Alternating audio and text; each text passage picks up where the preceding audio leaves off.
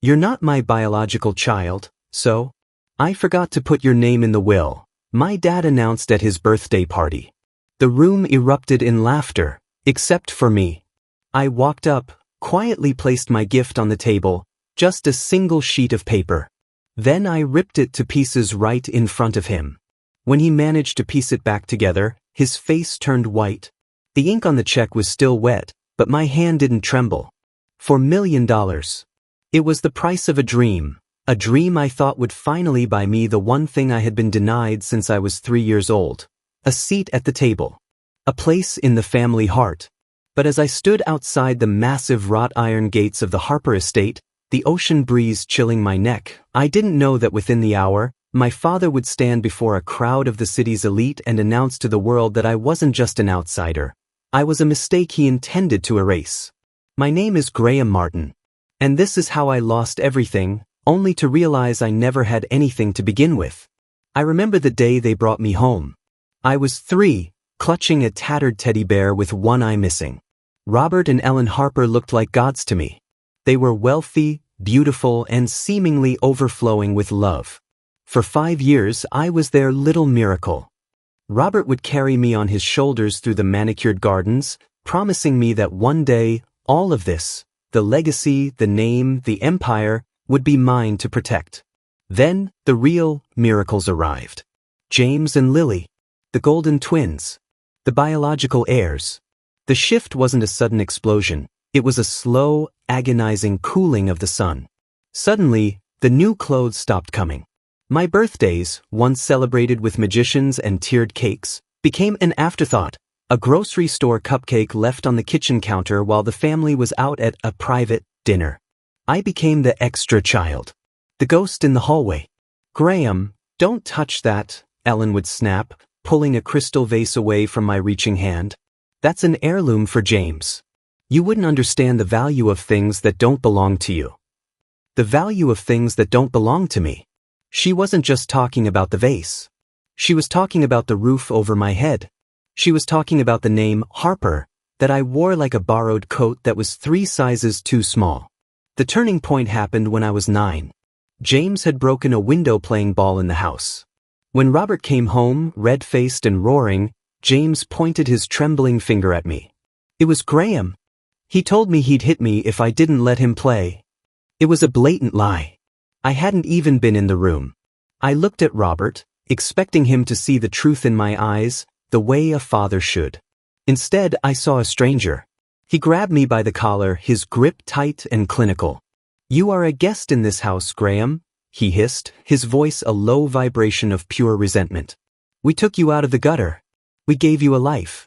And this is how you repay us? By bullying my son. I'm your son too, I whispered, the tears hot on my cheeks. The room went silent. Ellen stepped forward, her face a mask of cold pity. No, Graham. Let's be very clear. You are an act of charity. Don't ever confuse your position again. That night, I didn't cry. Something inside me, the part of me that still hoped for a hug or a well done, simply died.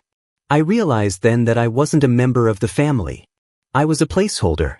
A temporary project that had been replaced by the genuine article.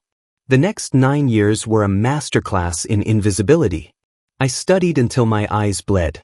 I worked odd jobs in secret, stashing crumpled dollar bills under my loose floorboard. I knew that the moment I turned 18, the charity would expire. And I was right. On the morning of my 18th birthday, while James and Lily were being gifted matching silver sports cars, Robert handed me a single envelope. It wasn't a card. It wasn't a check. It was a bill.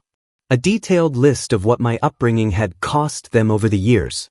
Consider the debt forgiven, Robert said, lighting a cigar without looking at me. But the Bank of Harper is closed. You're an adult now. Go find your own way. We've done enough. I left that day with a duffel bag and $412 in my pocket. I didn't look back at the mansion. I didn't say goodbye to the twins, who were too busy revving their engines to notice I was gone. I took a bus to Austin, Texas. I had been accepted into the University of Texas on a partial scholarship, but I had no money for housing, no money for books, and no family to call when the hunger started to gnaw at my stomach. Austin was a blur of exhaustion.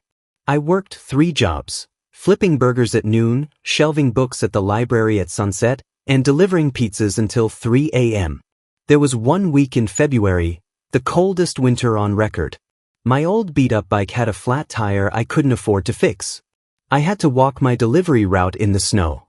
By Friday, I had exactly $3 to my name. I stood in front of a vending machine, staring at a pack of crackers. I was so hungry I could feel my pulse in my throat.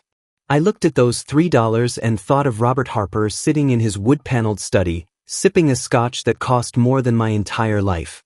"Never again," I whispered to the cold glass of the vending machine. "I will never be at their mercy again." That night in the back of the library, I met Carlos. He was a coding genius with a similar chip on his shoulder. We stayed up until dawn, not talking about our pasts, but building a future. We started writing code for what would eventually become GreenSync Solutions. While James was busy failing out of Ivy League schools and Lily was spending her inheritance on designer handbags, Carlos and I were living on caffeine and pure, unadulterated spite. Spite is a powerful fuel. It burns cleaner than hope. 5 years later, the world changed. Our software, designed to optimize energy grids for renewable sources, caught the eye of a Silicon Valley giant. I remember the day the acquisition went through. I sat in a glass-walled boardroom in San Francisco, wearing a suit that cost more than Robert Harper's car. When I signed the final documents, my share of the payout was enough to buy the Harper estate 10 times over. But I didn't want the estate. I wanted the man. I wanted to see the look on Robert's face when the charity case returned as a king. I wanted to forgive them, truly. I thought that if I showed them I was successful, if I showed them I was worthy, they would finally love me. I decided to play the long game. I kept my success out of the tabloids. I used a holding company for my major purchases. To the Harpers, I was still the loser who had vanished into the Texas heat. Then, I heard about Robert's 65th birthday. The Golden Jubilee, they were calling it. I knew what I had to do. I spent 6 months hunting for the perfect peace offering. I found it, a breathtaking, ultramodern coastal villa in Malibu. It was the house Robert had always talked about but could never quite justify buying. I bought it in cash. For $1 million. I tucked the deed into a gold-embossed envelope. I imagined the scene. I'd walk in, hand him the keys, and he'd realize how wrong he'd been. He'd hug me. He'd apologize. We'd be a family. I was a fool. The night of the gala was a humid, heavy evening. The Harper mansion was draped in fairy lights and arrogance. Valets in crisp white gloves lined the driveway, whisking away Ferraris and Lamborghinis. I pulled up in a modest rental car. I didn't want them to see the wealth yet, I wanted them to see me. I was wearing a tailored charcoal suit, the deed to the Malibu villa tucked securely in my breast pocket. My heart was thumping a rhythm of nervous hope. This is it, I thought. Tonight the debt is paid. Tonight, I become a son. As I stepped into the grand ballroom, the scent of expensive lilies and vintage champagne hit me. The who's who of the city were there. Senators, thos, socialites. And there, at the center of the room, stood Robert Harper, looking every bit the patriarch in a velvet tuxedo.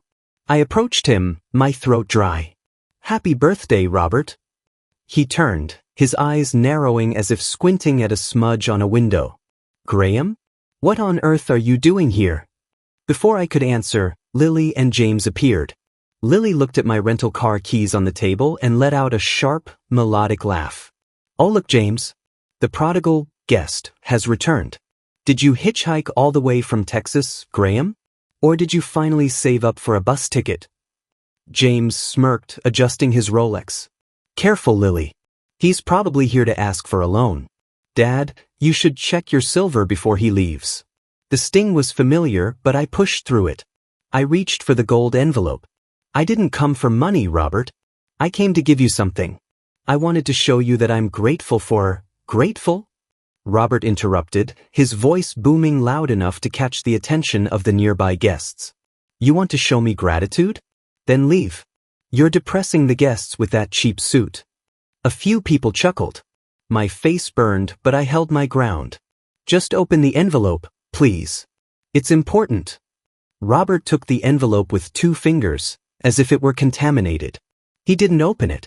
Instead, he walked toward the small stage where the band had been playing. He tapped the microphone.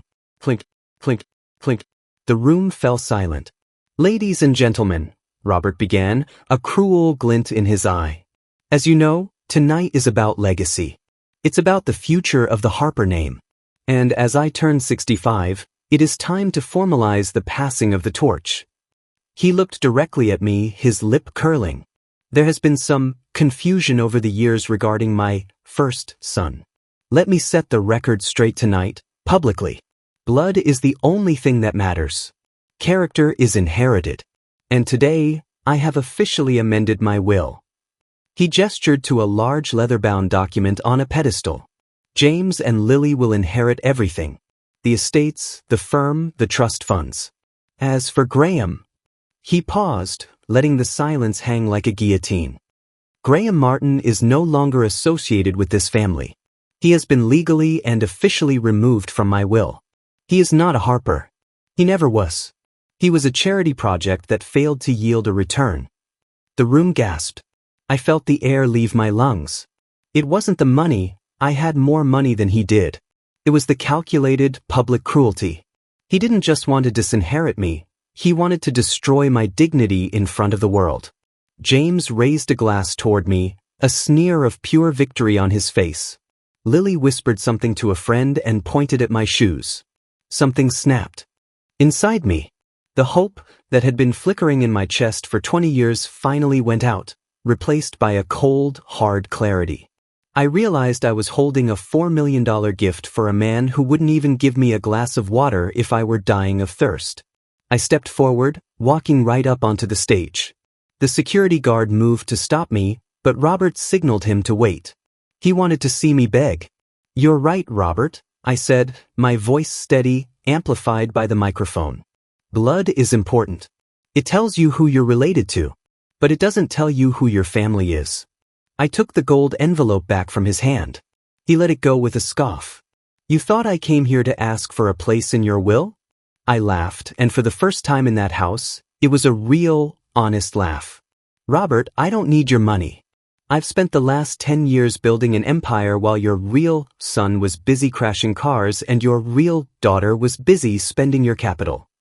I pulled out the deed to the Malibu villa. I held it up so the front row could see the seal and the price tag. "This is the deed to the Malibu property on Paradise Cove," I announced. "The one you've wanted for 30 years. I bought it 6 months ago. For $1 million, paid in full. I came here tonight to give it to you. To say thank you for the roof you gave me when I was a kid, even if that roof felt like it was made of ice." The silence in the room was now deafening. Robert's face went from pale to a ghostly white.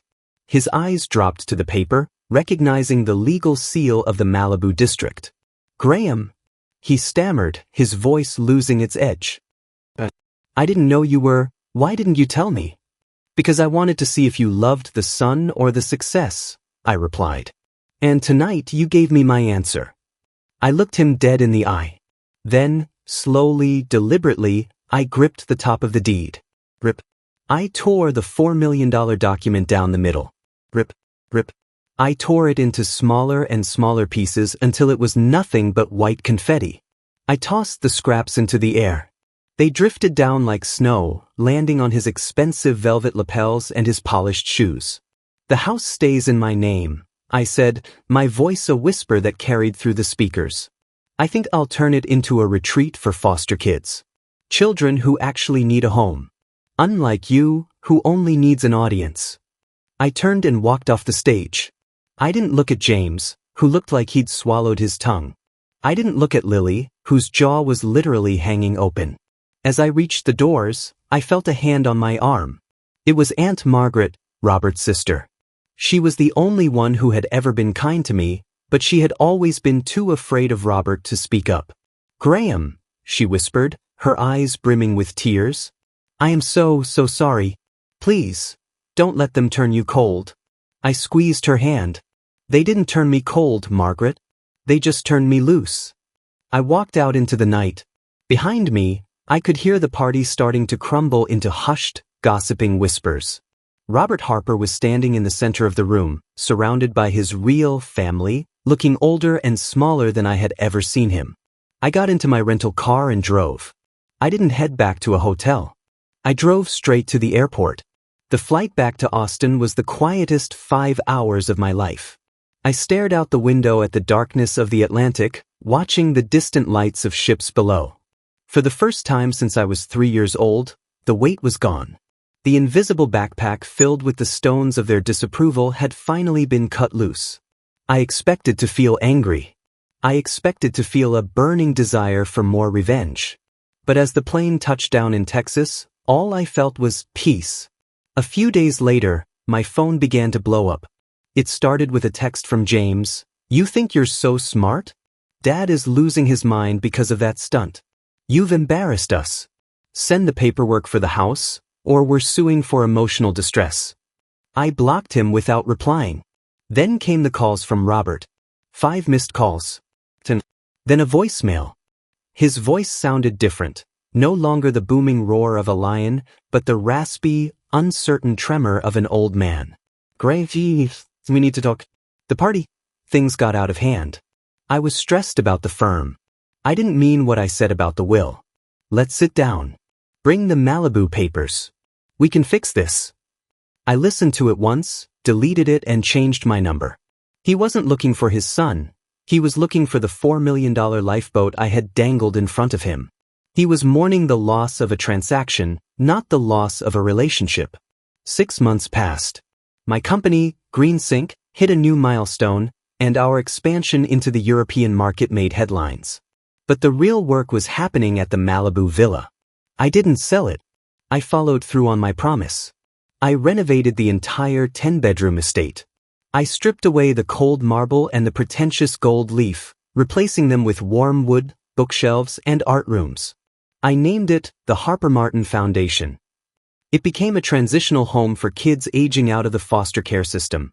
Kids who, like me at 18, were handed a bill by the world and told they didn't belong anywhere.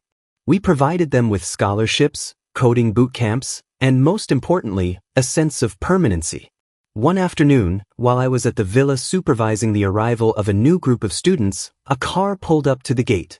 It wasn't a luxury sedan, it was a modest taxi. Aunt Margaret stepped out. She looked frail, but her smile was warm. We sat on the deck overlooking the Pacific, the same view I had once intended to give to Robert as a bribe for his love. "He's not doing well, Graham," she said softly, watching the waves. "The twins, they've already started fighting over the remaining assets. James made a bad investment and lost a chunk of the family trust. Robert sits in that big house and stares at the wall. He kept the scraps of paper, you know." "What scraps?" I asked. "The deed you tore up." He spent hours taping them back together, like a jigsaw puzzle. He has it framed in his office. He tells everyone it's his most valuable possession. I looked out at the ocean. A year ago, that news would have made me feel victorious. Now it just felt tragic. He's framing the ghost of a gift, Margaret. He still doesn't get it. The value wasn't in the paper. It was in the fact that I was willing to give it to him despite everything. "I know," she sighed. "But look at what you've built here. You took his rejection and turned it into a sanctuary." As Margaret was leaving, a young boy named Leo, about 10 years old, ran up to me. He was clutching a tablet, showing me a line of code he had finally figured out. "Look, Mr. Graham. I made the light turn green," he shouted, his face radiating the kind of pure, unburdened joy I hadn't known as a child. I knelt down and ruffled his hair. "That's amazing, Leo. You're going to be a genius." "Am I part of the team now?" he asked, his eyes wide. "You were always part of the team," I told him. "You belong here." As I watched him run back to his friends, I realized that Robert Harper had actually given me a gift on his 65th birthday. By publicly disinheriting me, he had set me free from the crushing obligation of trying to please a man who was incapable of being pleased. He had intended to make me a nobody. Instead, he allowed me to become whoever I wanted to be. I am Graham Martin. I am not an act of charity. I am not a guest. I am a founder, a mentor, and a man who knows exactly what he is worth. My father said I wasn't his son. And he was right. I was something much, much better. I was my own man.